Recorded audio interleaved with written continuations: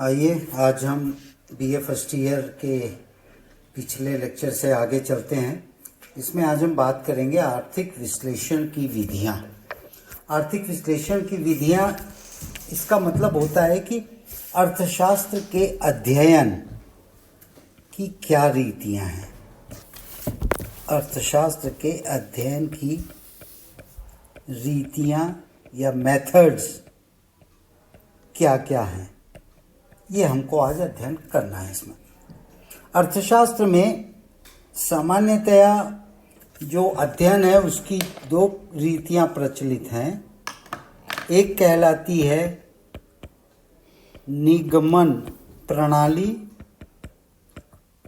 और दूसरी कहलाती है आगमन प्रणाली। ये दो प्रकार की व्यवस्थाएं हैं जिनसे हम अर्थशास्त्र का अध्ययन कर सकते हैं। अब ये शब्द थोड़े से डरावने ज़रूर लगते हैं, लेकिन बड़ा सिंपल है इनका मतलब, अभी आपको क्लियर हो जाएगा। निगमन प्रणाली का मतलब होता है अनुमान लगाना, और आगमन प्रणाली की अगर आप बात करते हैं तो आगमन प्रणाली जो है वो है अनुभव से। अब एक एक करके हम देखते हैं। अनुमान लगाना, इसे इंग्लिश में कहते हैं डिडक्टिव मेथड। डिडक्टिव मेथड ये क्या है प्रणाली? इसमें सीधी सादी बात है। इसको कई बार क्या होता है कि इसको समझने के लिए आपको समझना पड़ेगा, अर्थशास्त्र में किसी चीज पर हम अनुमान के निष्कर्ष के माध्यम से पहुंच रहे हैं। अनुमान यानी सामान्य हमारे पास ज्ञान है, जनरल इंफॉर्मेशन है, और इसके माध्यम से हम पहुंच रहे हैं किसी विशिष्ट जानकारी की ओर। यानी हमारे पास सामान्य अध्ययन है, कोई तथ्य नहीं है, और उन तथ्यों के आधार पर हम किसी विशिष्ट जानकारी तक पहुंचने का अनुमान लगा रहे हैं। यानी हम इसमें सामान्य से विशिष्ट की ओर जा रहे हैं। मतलब सामान्य सत्य जो प्रचलित है उसके आधार पर हम विशिष्ट सत्य तक जाने का प्रयास कर रहे हैं। अब एक एक करके हम देखेंगे। अब इसमें हम किस प्रकार आगे बढ़ते हैं ये हम अध्ययन करेंगे। इस प्रणाली में इसकी खास बात क्या है? ये बड़ी सरल प्रणाली है।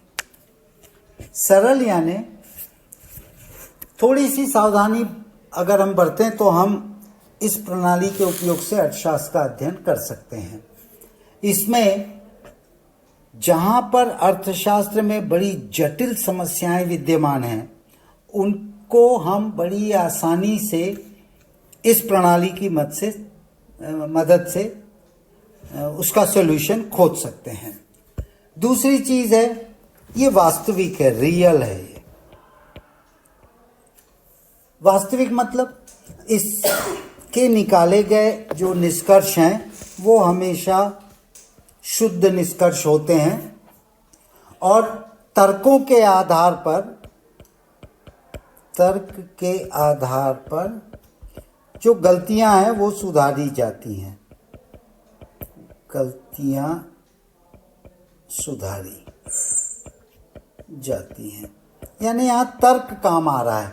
ये साइंटिफिक नहीं है, ये मैं आपको बता दूं, ये वैज्ञानिक नहीं है, जबकि ये पूरी तरह से वैज्ञानिक अवधारणा पर बेस्ड है। यहाँ केवल हम तर्क के आधार पे बात कर रहे हैं।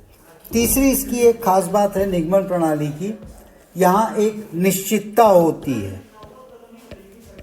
निश्चितता यानी सर्टेनिटी। एक निश्चितता का मतलब जब हम बात करते हैं तो ये एक खास तरीके से बिल्कुल ऐसी चीजें जो कि आज हो रही हैं उसके आधार पर, जो कि अनुमान के माध्यम से जो एक्चुअल में हो रही है, और उसके माध्यम से सामान्य तौर पे जो हो रही है, उसके आधार पर हम यहाँ विशिष्ट निष्कर्ष पर पहुंचने की कोशिश करते हैं। और चौथी इसकी विशेषता है निष्पक्ष। इसमें हम बिना किसी पार्शियलिटी के, बिना किसी पक्षपात के सामान्य से विशिष्ट के अपने अध्ययन की ओर जा सकते हैं। लेकिन मैं फिर से एक चीज क्लियर कर दूं कि ये प्रणाली वैज्ञानिक नहीं है, इसके विपरीत। अब हम बात करते हैं आगमन प्रणाली की। आगमन प्रणाली जो है,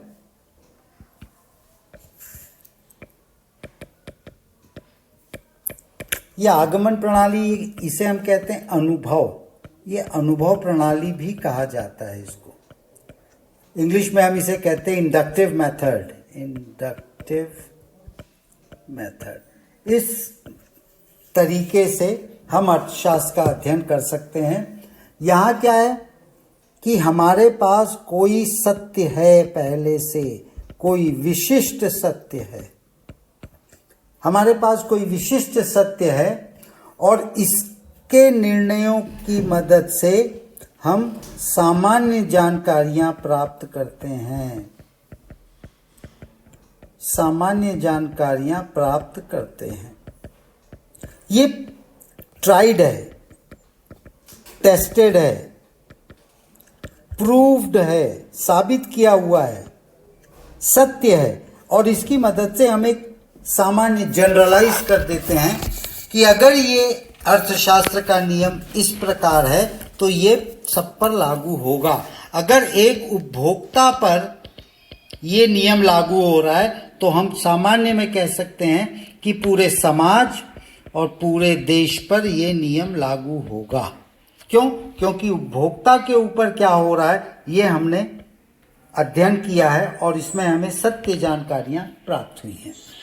अब इसमें इसके रूप की अगर आप बात करें तो इसके अलग अलग रूप हैं। रूप में सबसे बड़ी बात ये होती कि ये वास्तविक होता है, रियल। यानी हमने कोई चीज परखी है, कोई चीज जांच की है, उसकी सत्यता साबित की है।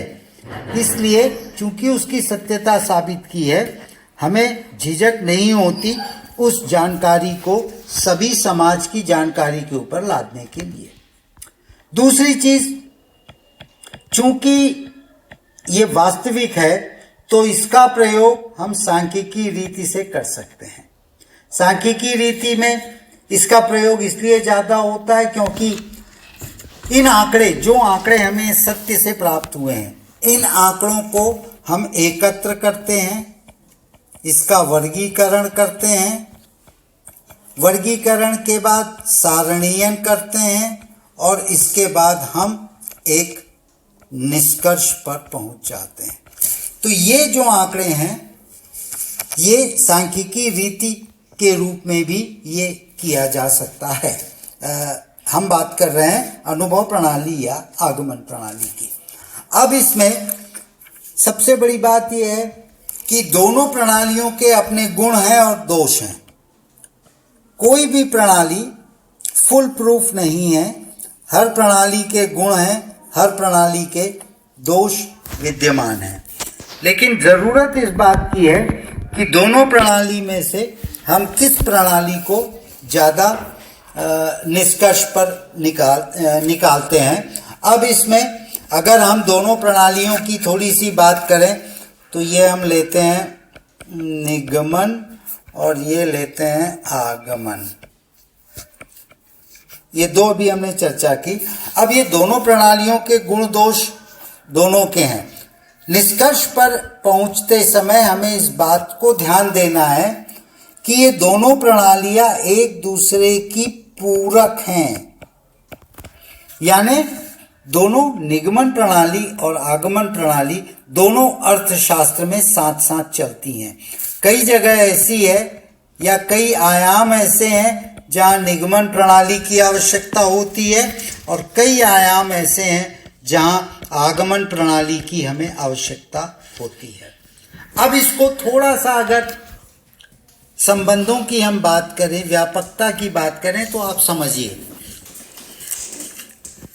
निगमन प्रणाली, जैसा मैंने कहा, ये वैज्ञानिक नहीं है और ये पूर्णतया से वैज्ञानिक है। तो अर्थशास्त्र में इस आगमन प्रणाली की मदद से हम अध्ययन करते हैं स्टैटिस्टिक्स या सांख्यिकी का। हम अध्ययन करते हैं उपभोक्ता के व्यवहार का, हम अध्ययन करते हैं अन्य सभी सूक्ष्म अर्थशास्त्र का। माइक्रो इकोनॉमिक्स आगमन प्रणाली से होता है। जबकि निगमन प्रणाली की अगर आप बात करते हैं तो निगमन प्रणाली व्यापक है।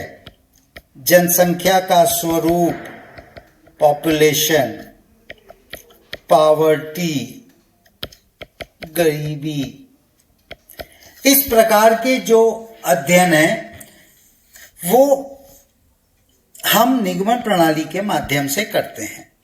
तो कुल मिलाकर आपको ये क्लियर होना चाहिए कि अर्थशास्त्र के अध्ययन की दो प्रणालियां हैं, निगमन प्रणाली, आगमन। निगमन वैज्ञानिक नहीं है और आगमन पूरी तरह से वैज्ञानिक है। ये निगमन जो है ये सामान्य से विशिष्ट की ओर जाती है और आगमन प्रणाली जो है ये विशिष्ट से सामान्य की ओर जाती है। ये याद रखना होगा आपको। ये निगमन है और ये आगमन।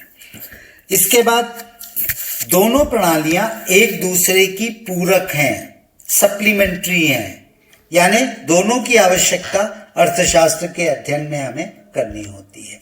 अभी जैसे जैसे हम आगे के लेक्चर्स में आएंगे आप स्पष्ट तौर पे देख लेंगे कि आगमन प्रणाली कहाँ यूज हो रही है और निगमन प्रणाली कहाँ यूज हो रही है।